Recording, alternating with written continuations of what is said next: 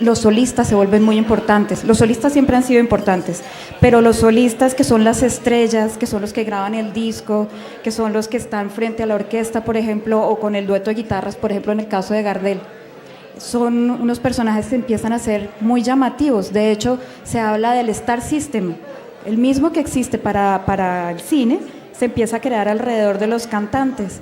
Y en esta época, estamos hablando desde los años 30, mediados de los años 30 y bien hasta los 60 adelante, dejando sus memorias también en esos discos, ¿no? La gente recuerda al cantante y toma el disco y es rememorar esa vez que lo escuchó o esa vez que lo oyó cuando estaba tomándose un café con un amigo en el Málaga o en alguno de otros sitios aquí de Guayaquil. Entonces, por eso es que Fonógrafo, pero de la mano con el fonógrafo viene el cinematógrafo.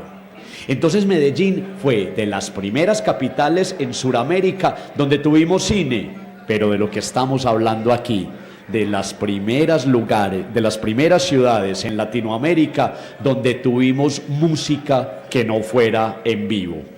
Don Coriolano Amador entonces convoca a lo más importante de la sociedad de la época y se los lleva a su casa, una casa para una de las haciendas, la Hacienda Miraflores. Y allí entonces, en lo que hoy es el barrio Miraflores del sector de Buenos Aires, y allí en una fiesta, a los ojos y a la luz de todo el mundo, pone a sonar música que no fuera en vivo. En esa fiesta iban a despedir a un artista de la región que se había ganado una beca. Hablo de Francisco Antonio Cano, que iba hacia París. Y escuchen esto, Carlos R. Restrepo, el que iba a ser presidente de la República en el periodo 10-14, de manera disimulada, se acercó a la mesa donde estaba el fonógrafo y alzó el mantel para buscar los enanitos que cantaban. Imagínense, era la primera vez que en Medellín y posiblemente en Colombia y de las primeras veces en Sudamérica que escuchábamos fonograbaciones. Les contaré otra historia, Carolina, les contaré otra historia. Mírenlo aquí, todos lo están viendo. Él se llama Níper, este perrito, que es también parte de una de las identidades más importantes del Málaga, pero que definitivamente es la imagen de la RCA Víctor, una de las casas fonograbadoras más importantes de la historia. La RCA empieza a hacer discos, ¿cierto? Empieza a prensar discos, pero también vieron que una diversificación del negocio era vender los aparatos que hicieran sonar los discos. Entonces ahí aparece un término del español que todavía está entre nosotros como vitrola, el aparato donde suenan los discos Víctor. Entonces la vitrola se preciaba de ser el aparato mejor que el fonógrafo de Thomas Alva Edison, que reproducía música a gran fidelidad. Y el mito entonces, la historia entonces con Níper, es que a Níper se le murió el amo. Y el amo era cantante. Y él acercaba la orejita a la flor de la vitrola para escuchar la voz del amo.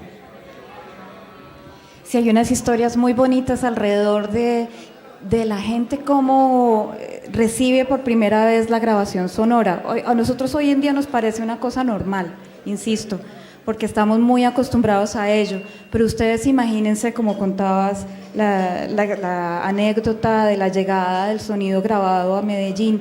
En muchos lugares del mundo pasaron cosas así. La gente no tenía, digamos, la manera de imaginar un aparato que hiciera música. Claro, porque siempre la música había estado unida al músico. O sea, uno no podía sacar la música, separarla del cuerpo del músico. La primera vez que entonces empieza a haber esa separación, claro, hay gente dice, ¿dónde están los músicos chiquiticos? Sí, había otros que pensaban era... Es del demonio, es brujería. Es brujería. Otros, había por ejemplo una cosa que hoy en día le parece a uno muy extraña, ponían las máquinas y ponían un cantante y de pronto en algún momento apagaban la luz y decían, adivinen, ¿Qué sonó? ¿El cantante cantó o fue la máquina? Y la gente se confundía. Y uno dice hoy en día, pues raro, ¿no? Porque la idea de alta fidelidad que tiene uno, pues dice, pues claro, la grabación todavía suena con el scratch. ¿Cómo hacían para confundirlo? Pero claro, eso era una cosa inimaginable en esa época. Entonces, por eso es que es tan bonito, como decía hace un rato, la gente en un principio tiene como el instrumento con el que hace música y luego se apropia del disco como el lugar donde puede producir ese sonido y puede, digamos, crear esas memorias y esos rituales alrededor de la música. Estamos en Patrimonio de tu Alma, estamos en la celebración del mes del patrimonio, en un convenio, en una manera de estrechar lazos de amistad entre la Universidad de Antioquia, el Salón Málaga y su corporación cultural. Este es el Málaga, como ustedes lo están viendo, un epicentro cultural, un lugar para el encuentro y la tertulia musical, pero también uno de los pocos, si no es el único lugar, el último lugar que le quedó a Medellín para ver cantantes en vivo y bailarines en vivo. Eso es lo que vamos a presenciar aquí en esta transmisión. Es lo que aquí todos los asistentes que tenemos están disfrutando de las tardes del Salón Málaga. Han sido 60 años ininterrumpidos en los cuales hemos hecho aportes a la cultura, el patrimonio y la tradición. No se despegue de esta transmisión. Vamos a hacer un corte muy pequeño, pero continuamos hablando de patrimonio, hablando de memoria y hablando de música.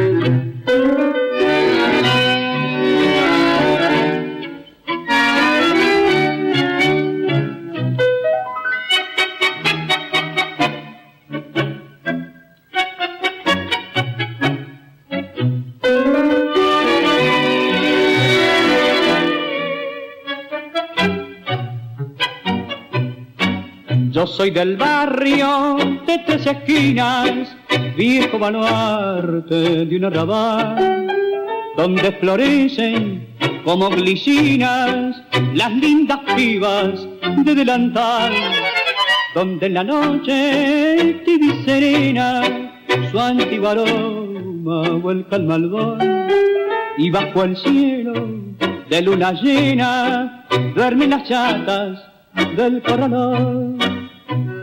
Soy de ese barrio de humilde errante, yo soy el tan sentimental. Soy de ese barrio que toma mates bajo la sombra que da el parral.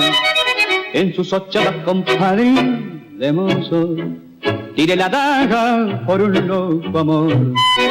Temen los ojos de una maleva, la ardiente ceba de mi pasión.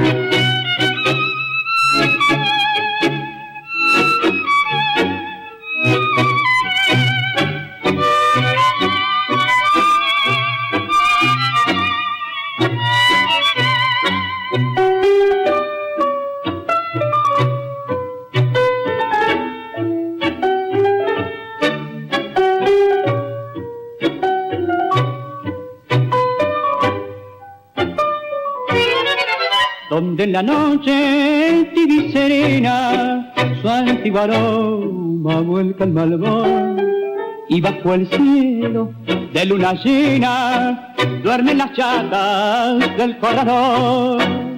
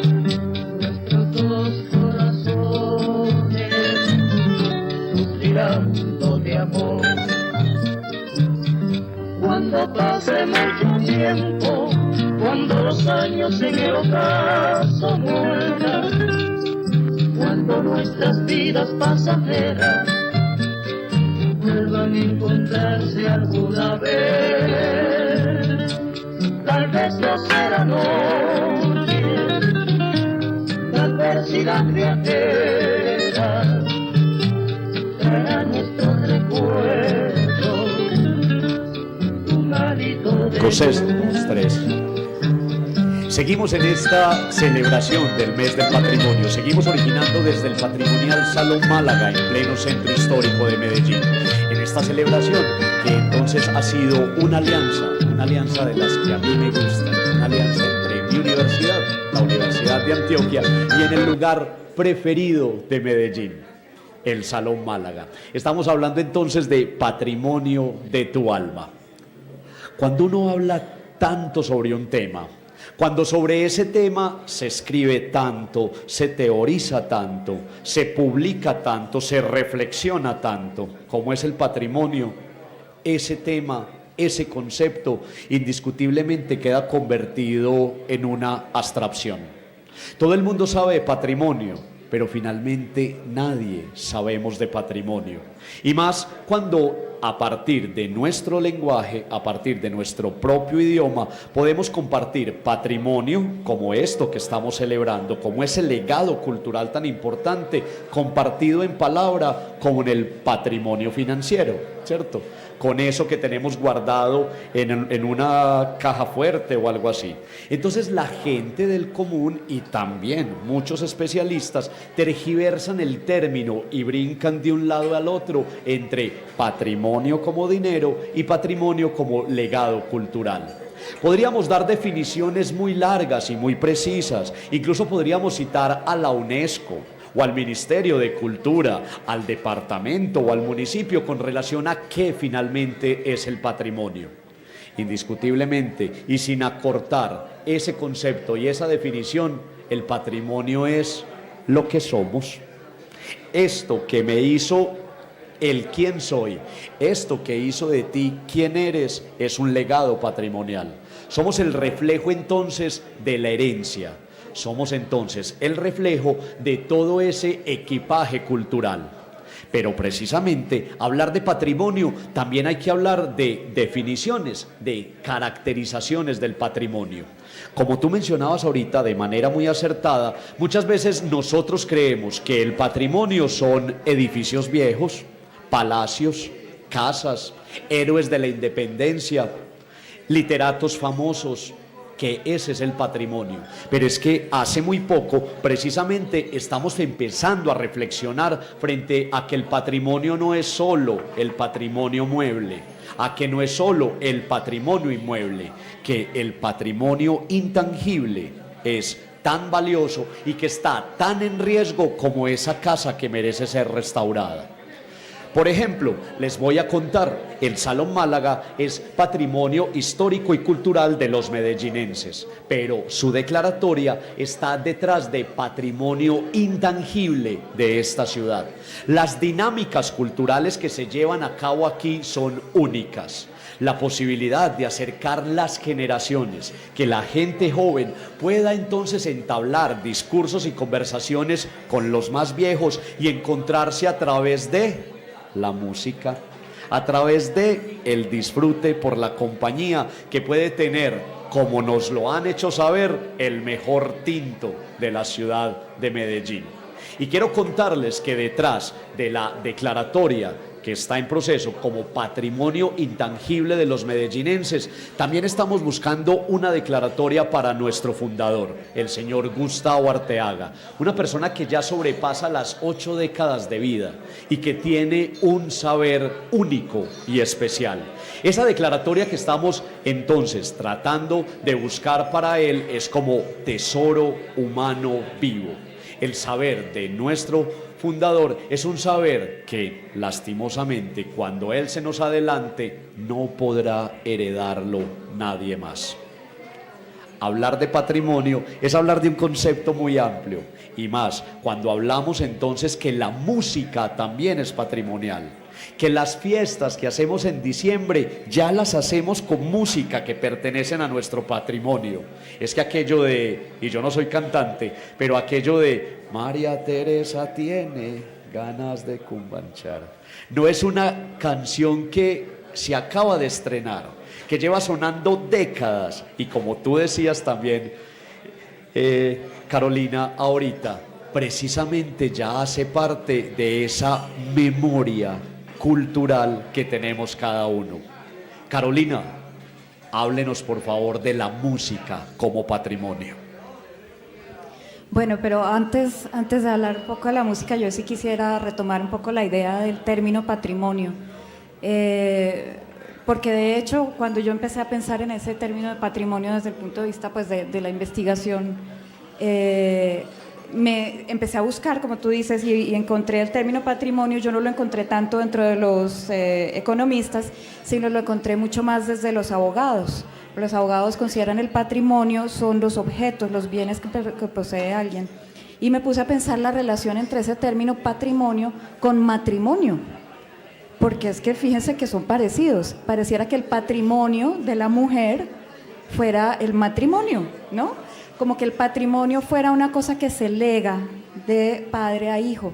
Eso está relacionado con los bienes. Y el matrimonio es una cosa que viene a ser como una cosa, como una especie de patrimonio, pero más de tipo espiritual, bueno, en fin, la familia, sí, es como la familia.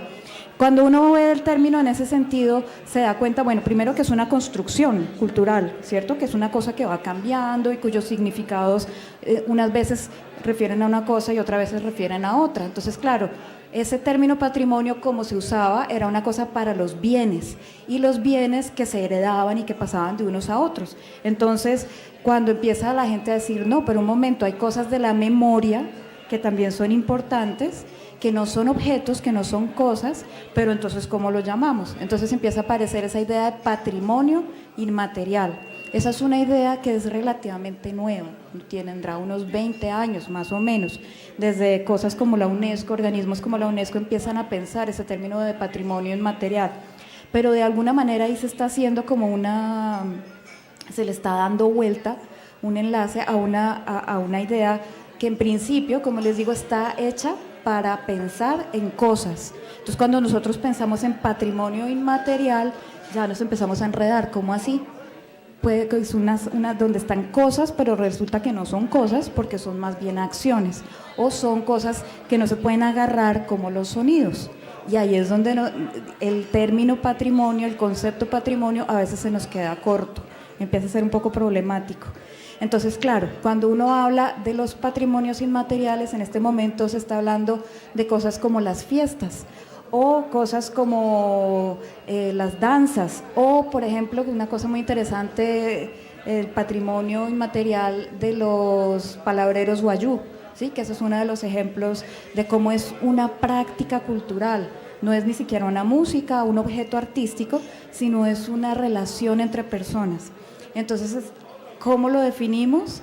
Lo definimos dependiendo de lo que nosotros necesitamos, del tipo de prácticas o el tipo de rituales que nosotros pensamos preservar, y ahí es donde viene esta discusión que tenemos sobre la música, la escucha de la música popular de los discos que se hacen aquí en el Málaga. ¿Qué es lo que queremos preservar? ¿Los discos? Queremos preservar la conversación, la tertulia esta que tenemos aquí alrededor de la cervecita. ¿Qué será lo que queremos? La memoria que nos trae a nosotros ese disco que lo tocaba la abuelita. ¿Qué es eso que nosotros queremos preservar? Es tan difícil a veces de agarrar, pero precisamente por eso es que es tan interesante. Y con la música pasa eso también.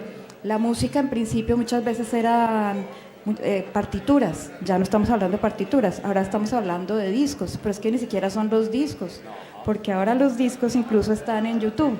Entonces, son los sonidos, cómo agarramos los sonidos. Esa es una cosa que es bastante difícil, muy interesante, pero es difícil de pensar y de agarrar desde el punto de vista del término patrimonio. Claro, y que son precisamente discusiones de tipo académica que podría yo decir que apenas se están dando, como tú, incluso y parafraseándote, Carolina. Finalmente, entonces, el patrimonio no es ni será una declaratoria. El patrimonio finalmente no es un documento que tiene un seriado que dice el municipio de Medellín en su alcaldía no sé qué decreta bajo el serial número no sé qué, no sé qué, no sé qué, que este bien inmaterial, que este bien mueble o que este bien, ¿cierto?, arquitectónico es entonces patrimonio. Finalmente el patrimonio lo da el uso, la apropiación, aquello que me dice que es íntimamente mío. Es por eso que dentro de las categorizaciones del patrimonio existen, para el caso de Colombia, patrimonios municipales, departamentales, nacionales y de la humanidad. Hasta hace un poquito de años, Colombia no le había legado nada a la humanidad. Y empezamos entonces a reflexionar y a entender que desde Colombia, que los colombianos teníamos aportes importantísimos, materiales e inmateriales para la humanidad.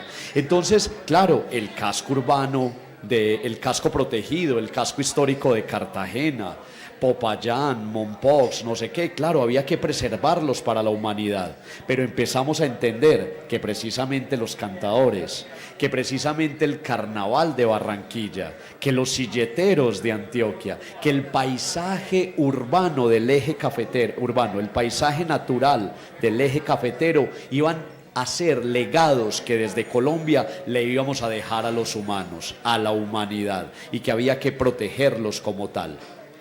El Málaga entonces cambia su dinámica todos los días. Si usted quiere enamorarse del Málaga, tiene que venir todos los días, y tiene que venir por la mañana, y tiene que venir por la tarde, y tiene que venir por la noche, porque el Málaga cambia, se transforma y muta. Quiero contarles una anécdota que de pronto tiene algo de carga emotiva. Una vez estábamos pendientes de una niña, de una muchacha, poco más de 20 años, que no se atrevía a entrar al Málaga. Y ella se paraba en la puerta y miraba hacia adentro, y entonces fue para nosotros importante indagar el por qué ella no entraba. Una vez que la abordamos, quiso conversar con nosotros y nos contó que algunos meses antes, su padre había muerto, y que su padre en vida la invitó infinidad de veces al Málaga, a ese lugar que era su lugar preferido de la ciudad. Y ella le decía: no puedo, tengo universidad, no puedo, estoy con mi novio, no puedo, no me da la gana. Y nunca acompañó a su padre al Salón Málaga. Finalmente, y envuelta en lágrimas, ella pide una de estas 11 letras, las 11 letras de la palabra aguardiente, las 11, pide un aguardiente, se lo toma y se va. Después de eso, ella viene de manera ocasional, pide un aguardiente, se lo toma y se va. ¿Con quién vino a brindar? Con su padre. Vino a encontrarse con aquel que ya se fue, con aquel entonces que le dejó un legado importante. Y así miles de historias que van entretejiendo precisamente el legado histórico que tenemos en este lugar. En los últimos años, el Málaga ya es un epicentro cultural, es un punto obligado para las agendas académicas de muchos de los docentes que traemos aquí a nuestros estudiantes y les hablamos de ciudad, de historia, de patrimonio. Muchos de ellos también en arquitectura ven en este lugar el lugar entonces cómo se detuvo el tiempo. Pero lo importante es saber, y como ustedes están viendo entre nosotros, que también empiezan a ser los extranjeros quienes comienzan a disfrutar de esto que es íntimamente nuestro, que hace parte de nuestro patrimonio. Es que el Málaga se detuvo en el tiempo. Claro, están todas estas adecuaciones tecnológicas que lo montan en el siglo XXI, pero esta es la identidad de los bares en los años 50 en la Gran Antioquia. Así era como nos divertíamos, así era como la clase media emergente venía a disfrutar. Sí, yo lo que creo que es tan valioso del Málaga es que precisamente es una manera de entender las relaciones entre las personas que se daban en Antioquia en esa época, ¿no? Era el lugar, como tú decías, el lugar de encuentro donde venía la gente al mercado y entonces se encontraban aquí, conversaban, se tomaban sus 11 letras o su tinto. Y había una cuestión social alrededor de los discos y de la música que era como también un elemento que los unía. Y claro, cambia la ciudad, cambian los espacios y empiezan a desaparecer. Y los únicos lugares donde parece que esto se queda es lugares como el Málaga. Entonces sí, es una tradición, es una cosa que viene de antes, pero a mí lo que me parece más bonito es que sigue estando viva. Sigue siendo parte de nosotros, o sea, es parte del paisaje urbano de la ciudad, donde uno pasa por aquí y allá está el Málaga. El día que lo deje de ver sería como, sí, una catástrofe, porque es parte del ambiente, del color de la ciudad y bueno, yo creo que, como digo, más allá de ser una preservación de una cosa antigua, es la vitalidad de lo que está allí, de lo que nos sigue haciendo encontrarnos alrededor de la música y seguir conversando, que es lo que lo hace tan valioso y tan vivo. Y es que precisamente, Carolina, precisamente ustedes que nos están viendo y todas las personas que están aquí acompañándonos en este conversatorio, al Málaga no le echamos formol, ¿cierto? El Málaga no tiene la clave mágica para detener el tiempo y aquí nada es intocable y aquí no. Siendo que tiene la identidad de los bares de los 50, siendo que así era el divertimento y así eran los sonidos de 6 décadas atrás, el Málaga está vivo, como tú decías, y está tan vivo, y quiero recordar otra historia que tuvimos hace un poco más de un año, y es que trágicamente hubo un incendio voraz con nuestros vecinos. Un incendio que en cuestión de minutos devastó el edificio que tenemos al lado. Y todos los organismos de emergencia vinieron a atender esta tragedia tan grande con pérdidas multimillonarias. Y todo esto, pues claro, afortunadamente no hubo pérdidas de vidas humanas ni de vidas animales, pero todos los esfuerzos fue en detener ese incendio para que, entre otras cosas, no se propagara al patrimonio del Salón Málaga. Y fue interesante como ejercicio antropológico, fue interesante como ejercicio de ciudad, ver cómo incluso gente muy joven, como un estudiante mío, que viene de la costa, Hansel Castro, como él, con menos de 20 años, siendo estudiante de la Universidad de Antioquia, que podría decir uno que siendo costeño no le significa nada el Málaga, le veía cómo le bajaban lágrimas en el rostro al saber que posiblemente gracias a ese incendio el Málaga se iba a perder. Y empiezan entonces, una vez controlado el incendio y una vez poniendo en seguridad la cuadra entera para que no pasara algo, ni se volviera a prender, ni nada de eso, comienzan entonces las personas de la ciudad completa, en cabeza del señor alcalde, en cabeza del señor director del DAGRED, en cabeza del jefe de bomberos, y así una cantidad de amigos y una cantidad de personas en la ciudad haciéndonos saber no solo su solidaridad, sino preguntando, preocupados, si el patrimonio que salvaguardábamos aquí se había visto afectado. Y lo mejor fue entender que sí, tuvimos algunos elementos que de pronto se humedecieron por el agua, que de todas maneras sufrimos una pequeña inundación en la planta baja debido al agua que entró por el incendio, pero que no tuvimos ninguna cosa que lamentar. Tuvimos que cerrar durante 2 días para hacer la limpieza y para volver a organizarlo, pero que cuando volvimos a abrir el Málaga fue uno de los días no exitosos para la cámara, para la caja registradora, sino que fue uno de los días en que más gente tuvimos aquí, porque vinieron a ver si el Málaga, si estaba vivo, si al Málaga le había pasado algo. Entonces hay fotos en nuestras redes sociales que dicen: me fui a cerciorar si el Málaga se había sobrevivido al incendio. Eso es patrimonio. El hecho que un bien que es particular, ¿cierto? Esto no es del municipio, esto pertenece a la familia Arteaga, pero como ellos mismos nos lo han hecho saber en lo público y en lo privado, el Málaga dejó de ser de la familia Arteaga para convertirse en un lugar de la ciudad, en un lugar del patrimonio, en un lugar donde nos podemos encontrar, en un lugar para los extranjeros, un lugar, ya lo había dicho, pero es un lugar donde los extranjeros chulean en Medellín. Nosotros no queremos la pretensión de fuiste a París y no fuiste a la Torre Eiffel, no fuiste, pero ¿por qué no, Carolina? ¿Por qué no, televidentes?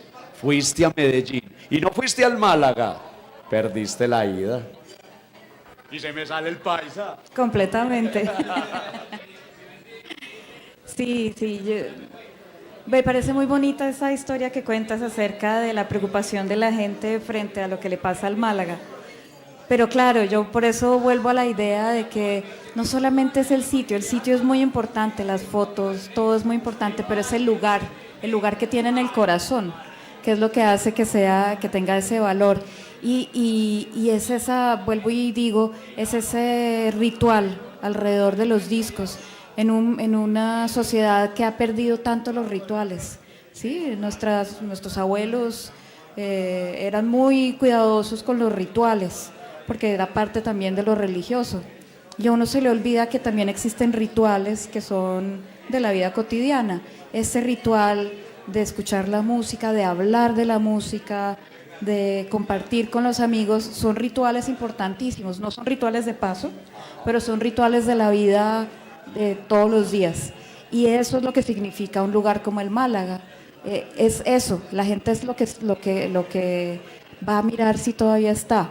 No es tanto si está la Wurlitzer, que menos mal que está, pero no es tanto ese objeto, es el lugar del intercambio y el lugar de ese ritual cotidiano, de la conversación, del escuchar la música. Eso es lo que hace el patrimonio. Una de nuestras empleadas una vez recibe una llamada que querían hacer una reservación para algo más de 30 personas, porque querían entonces además poner toda la decoración para un cumpleaños. Era la abuelita de más de 90 años y vinieron todos, y la abuelita todavía con gran parte de su memoria intacta, recordando su juventud, recordando discos que ella misma nos decía que posiblemente llevaba 50 o más años sin oírlos, porque ella creía que esos discos se habían perdido, que ella los escuchaba o a través de la radio o que los escuchaba en los discos que tenía en la casa. Y entonces ella hacía ese ejercicio de memoria de pedir, qué sé yo, solecito. Vea, ¿y tienen solecito? Sí, se lo tenemos. Y la alegría de la abuela al escuchar eso, y la alegría de ver a sus hijos, y la alegría de ver a sus nietos reunidos a través de su música, de su familia, en un lugar que le había dado la posibilidad de regresar en el tiempo. Lastimosamente, muchas de las historias del Salón Málaga nos arrebatan una que otra chocolateada de ojos. Al siguiente año vuelven a hacernos reservación, ya sin la abuelita. Entonces, no fue celebrar que se les adelantó, fue el último lugar donde ellos reconocen que su abuela pasó uno de los mejores momentos de su último año de vida. Ese es el Málaga. Aquí se entretejen historias también de amores y muchos desamores. Estas mesas también han tenido que llorar muchos desamores, pero también ha sido el escenario para pedir la mano, para sacar un anillo furtivo y decir, ¿te querés casar conmigo? Y fue el Málaga entonces el testigo de una historia de amor que comenzó a escribirse en este lugar. Sí, de acuerdo. Seguramente son muchas los tipos de historias que hay alrededor de esa escucha de la música, pero me parece muy interesante eso que trae esa colación del despecho. Sí, incluso ustedes saben que una de las categorías de mercado de la música popular en Colombia es música para tomar aguardiente. Sí, la industria fonográfica colombiana durante mucho tiempo produjo música para tomar aguardiente. Era la música vieja que se producía en discos pequeños para meter en estas máquinas, en las vitrolas y en las rocolas, como esta exactamente, que eran pequeños discos con una sola canción y que uno podía escoger, porque es que era uno de los rituales importantes, ¿sí? Llegar uno allá a la cantina a llorar su pena. Y llorar la pena no es una cosa que uno haga solito por allá, metido en su cuarto, sino uno llora la pena, pero con todo, ¿sí? Frente, es un ritual público, ¿sí? Y eso es una cosa que, bueno, además es un poco trágica. La tusa, a nadie le gusta tener una tusa, por supuesto, pero es esa manera de expresarlo y de poderlo contar y poder expresar esa tristeza y compartirla con los otros alrededor de la canción, alrededor del aguardiente, alrededor de todo lo que significa conversar con los otros, que es una parte muy importante también de la educación sentimental de los colombianos. Es decir, No solamente nosotros tenemos que tener una educación para podernos reír, tenemos que tener también una educación y una manera de podernos lamentar y poder llorar y poder expresar esa tristeza. Entonces, sí, esa música de despecho también es una manera de llorar la desilusión, de llorar la tusa, y es una parte muy importante de esa tradición colombiana y especial de toda la región antioqueña y toda la colonización paisa. Carolina y asistentes, precisamente en ese tema importante que tomaste, quiero contarles algo. Esta, por ejemplo, una de nuestras máquinas más preciadas, durante algún momento del Salón Málaga tuvo una reja que la protegía. Y es que recuerden, estas máquinas tienen una programación mecánica. Tú coges una moneda y le echas a la programación del disco 13, ¿cierto? Que es el que quiero oír porque estoy despechado, ¿cierto? Pero si yo le meto 5 monedas al disco 13, el disco 13 sonará 5 veces seguidas. 1. Enseguida lo retomo. Tú sabrás mucho más a profundidad, estoy seguro de esto, pero en un país como el nuestro, unido al problema bipartidista y unido a nuestro problema de violencia, qué pereza hablar de violencia, pero unido a ese escenario de violencia, también tenemos canciones liberales y canciones conservadoras, con un claro mensaje político o con un mensaje político disfrazado en la letra. Habían pensado en: yo quiero pegar un grito y no me dejan, yo quiero pegar un grito vagabundo, ¿cierto? Yo quiero gritar que viva el Partido Liberal, pero la disquera no me deja. Aparte llego a un pueblo conservador y me matan.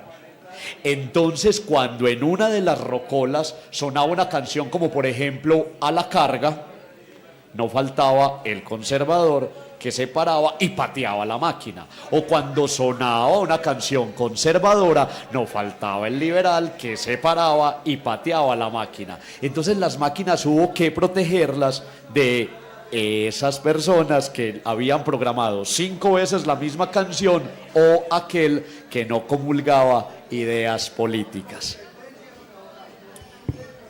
Sí, por supuesto, la música siempre ha sido un lugar donde se expresan toda clase de cosas, como tú dices, estábamos hablando del amor, del despecho, pero incluso también de la política. Y todas esas cosas se pueden la música a veces es como un vehículo donde todos esos sentimientos y esas emociones están impresas. Por eso es que no solamente son sonidos o no solamente son objetos como los discos, son sentimientos. Son sentimientos que hacen que afloren emociones, el corazón se emociona. Por eso, insisto, no son solamente los objetos, es sobre todo los sentimientos. Y como todos esos sentimientos, la música popular ayuda a mover esos sentimientos. Y yo insisto, aprender muchas veces a escuchar la música es una manera de una educación sentimental. De hecho, hay una profesora mexicana, ahora no recuerdo, María de la Pesa, creo, que habla de la educación, del bolero como educación sentimental de los mexicanos, ¿sí? Porque es ayudarlos a expresar sus sentimientos y sus sensaciones y cómo la música ayuda a hacer eso. Y tendríamos que pensar cuáles son esos sentimientos que nos ayuda a expresar y a pensar los discos y la música que nos gusta, qué es lo que nosotros estamos expresando, qué es lo que queremos expresar a través de la música, y eso quizás nos dé una manera de acercarnos a esos repertorios y a esas músicas de una manera un poco diferente, no solamente lo que suena allí en el fondo, sino es lo que nosotros queremos expresar a través de sus sonidos.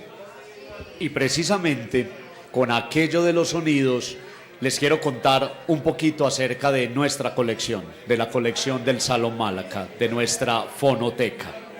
Aquella que empezó entonces con esa maquinita que les conté, que sonaba de manera excepcional en esa callecita con ambiente de pueblo, de ese Medellín de pueblo de hace 60 años.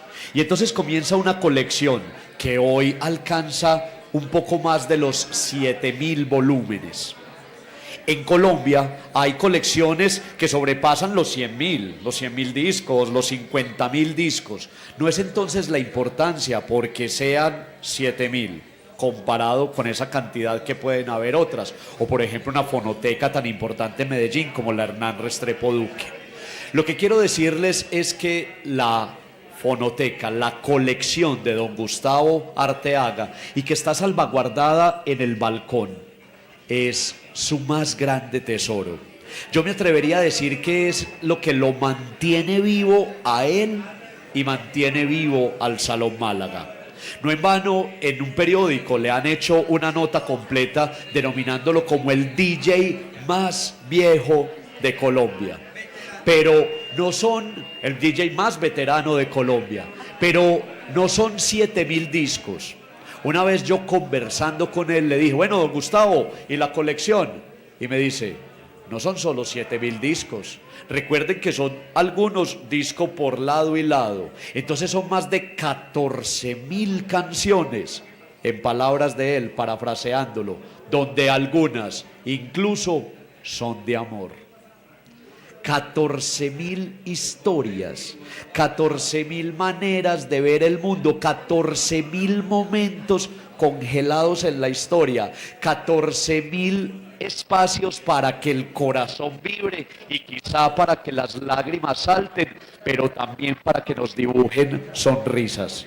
Y lo más interesante con él es que vos llegás, le pedís una canción y él te puede decir, te la tengo cantada por este, o cantada por el otro, o con la orquesta de no sé qué, o grabado en Europa, o grabado en Estados Unidos, cual quiere que le ponga. Ah, no, poneme el cantado por esta persona. Y él, con un margen de error humano, va a su colección, encuentra el disco y te lo hace sonar él mismo. Eso es parte del intangible que tenemos en este lugar. Estamos en la celebración del mes del patrimonio. Estamos originando una transmisión desde el Salón Málaga en Medellín, en Antioquia, en Colombia, en una alianza entre la Universidad de Antioquia y el Salón Málaga. No se desprenda de esta transmisión, todavía tenemos un poco más. Seguimos entonces, como lo decía yo ahorita, en uno de los únicos lugares donde podemos ver música en vivo y bailarines en vivo. Sigamos en esto que se llama Patrimonio de tu Alma.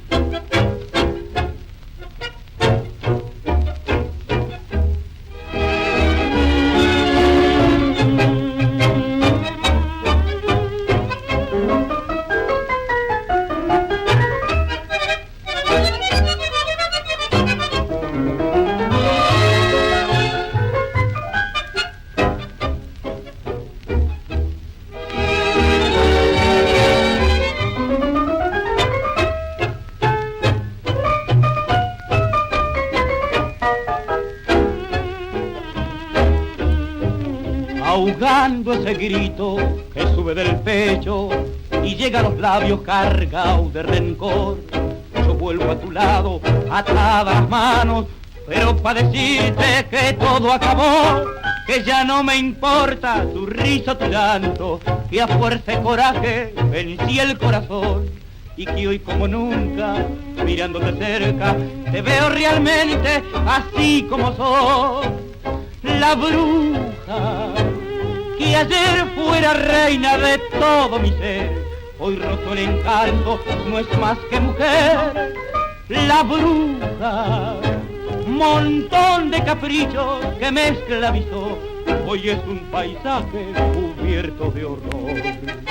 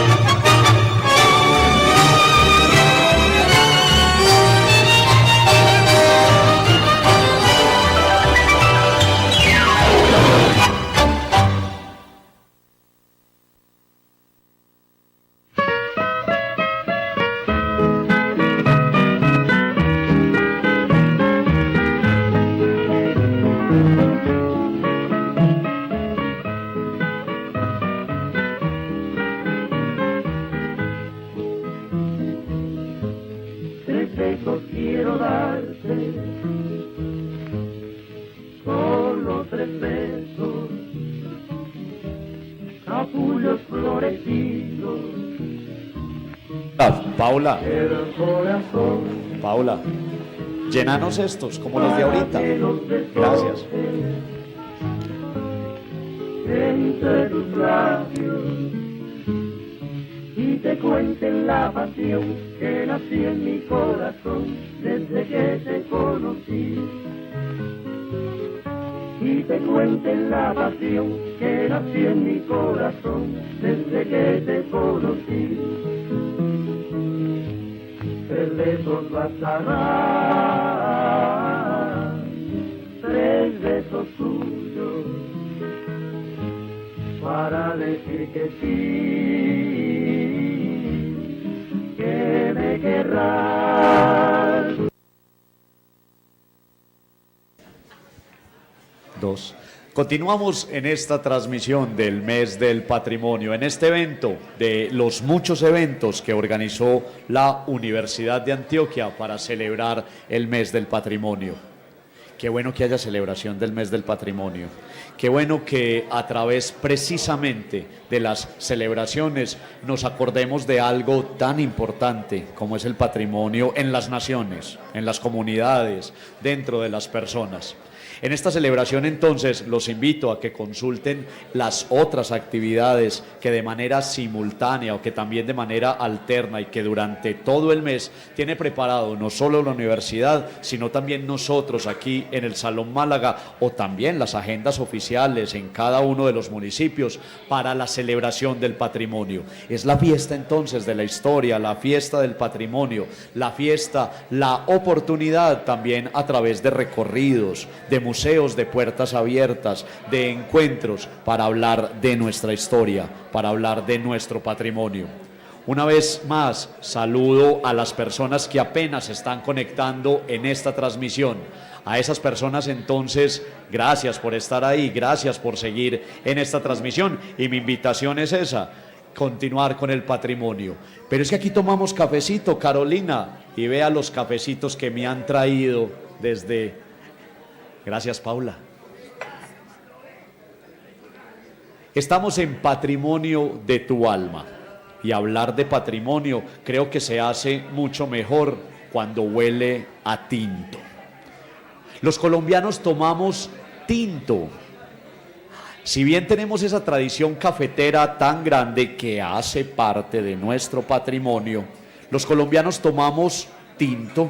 En la mañana muchas veces, y como se dice en algunos pueblos, los primeros tragos son de tinto. Esto que es más líquido, esto que no tiene esa huella dorada del expreso, esto que no tiene preparaciones extrañas y que no tiene nombres en otros idiomas. Esto no es un cappuccino, ni un macchiato, ni nada de eso particular, para no mencionar las marcas de las multinacionales. Y en el Málaga, sabe a tinto. El Málaga no solo ese disfrute para los oídos, ese contacto con la historia, ese contacto con el patrimonio que se nos fue, porque aquí también hay una activación de los sentidos, es volver a través del olfato, a través del gusto, a través de la vista, volvernos a conectar precisamente con ese tinto que nos servían en la cocina. Ese tinto amable, ese tinto para conversar, ese tinto, sí, para chismosear, o muchas veces ese tinto para velar a los que se fueron. Y qué mejor que en un pocillo como este. Si hay algo patrimonial en el Málaga, también en nuestro pocillo, el tradicional pocillo campana de la desaparecida Corona. Corona tuvo ya sus transformaciones y todo eso, pero algo como esto también es una conexión con el pasado, una conexión con lo que somos. Pero, profesora, pero Carolina Santamaría, ¿cómo no aprovechar su visita por el Málaga? ¿Cómo no aprovechar su vinculación y que amablemente atendió esta invitación de la universidad y esta invitación del Málaga para conversar, para que nos hable precisamente de esa relación música y patrimonio, esa relación música e historia? para que hable de todo eso que usted sabe. Bueno, muchas gracias. Sí, realmente me gustaría llamar la atención de la importancia de estos espacios donde estamos hablando sobre un lugar en particular, el Salón Málaga, pero también sobre el lugar de la universidad como un lugar, un espacio donde se piensa qué es lo que pasa en la vida cotidiana de la ciudad. Las universidades no solamente son lugares donde se produce conocimiento técnico, científico, que mira otras realidades, sino también es un lugar donde se mira la cultura y donde se reflexiona alrededor de todo lo que somos. Y en ese sentido me parece importante destacar la importancia de la investigación y la importancia de la reflexión sobre la cultura, pues la cultura local que hay desde espacios como la Universidad de Antioquia. Yo quisiera traer un poco a colación la cantidad de información y de investigación y de reflexión que hay alrededor de la cultura popular, no solamente, digamos, de la música, que es una de las cosas que nos convoca para hoy, sino precisamente alrededor un poco de lo que estabas hablando, como el olor del café también puede ser una cuestión patrimonial, una cosa que nos haga pensar, no solamente sí, en lo rico que es el olor, sino eso qué significa para nosotros. Y en ese sentido, pues desde la universidad se vienen haciendo varias investigaciones y reflexiones respecto a este patrimonio del que hemos hablado, ese patrimonio inmaterial. Por ejemplo, hay un trabajo muy interesante respecto a la recuperación de toda esa fonoteca Hernán Restrepo Duque, la fonoteca de Antioquia, que era pues la colección, como un poco algo parecido, similar, con otras características, pero similar a lo que hizo don Gustavo con la colección del Málaga. Era la colección de una persona, pero en este caso era de Hernán Restrepo Duque, que era un periodista, fue mucho tiempo también el jefe de prensa de Sonolux, y era la persona que tenía la conexión con la RCA Víctor. Muchos de esos discos que nosotros tenemos aquí, sobre todo repertorios como el bolero, también mucho repertorio de tango, llegó a través de don Hernán. Hernán era un gran, ¿cómo se llama esto? Un filántropo que sabía mucho de la música, que además como estuvo metido en toda la industria y el negocio de la música, conocía a las personas, hablaba con ellas, oía a los cantantes, hacía todos los negocios, y gran parte de esa tradición, de esa memoria que yo les estaba contando hace un rato, de eso que uno se sube al bus y escucha una canción y sabe que la tiene metida por allá en alguna parte de su cerebro, muchas de esas canciones que tenemos metidas en nuestra psiquis fueron de alguna manera traídas y difundidas en nuestro medio por don Hernán Restrepo Duque. Entonces es muy importante que ustedes también conozcan un poco acerca de esa colección. Es una colección que está, la Fonoteca Departamental de Antioquia está en el Palacio Rafael Uribe Uribe y contiene pues una colección importante. Se considera que alrededor de unos 50.000 discos. Algunos dicen que es uno de los discos de las colecciones de discos de música popular más grandes que hay en América Latina. Seguramente sí, digamos que hay colecciones grandes en muchas partes con muchos discos, pero digamos esta tiene un valor interesante porque es lo que se producía acá y lo que estaba circulando en Medellín y en Colombia durante desde los años 50 hasta los 90 más o menos, que murió don Hernán. Entonces ahí hay un proceso de estudio de ese patrimonio sonoro que es muy importante. También estamos haciendo mucho trabajo de información alrededor de esa industria discográfica, porque como hablábamos hace un rato, todos estos discos que se producían muchas veces incluso se grababan en Argentina o en México, en Cuba, pero esos discos llegaban aquí, llegaban a nosotros, toda esa música llegaba acá y tenía que difundirse de alguna manera, y para eso estaba la industria discográfica, que era la que traía las matrices y prensaba todos esos discos y los distribuía para todos los lugares donde tuvieran estos aparaticos y los pudieran empezar a sonar, no solamente en las cantinas y en los bares, sino también en las rocolas y los aparatos que tenía la gente en sus casas. Entonces también hay toda una reflexión alrededor de esa industria discográfica que fue realmente muy importante. Nosotros a veces en Colombia creo que no tenemos una idea muy clara, como que se nos olvida, yo creo, que esa cantidad de música popular colombiana que se hizo en Colombia desde los años 50 y 60, la cantidad de música que se produjo era una cosa increíble, y la gran mayoría de esa música se grabó aquí en Medellín.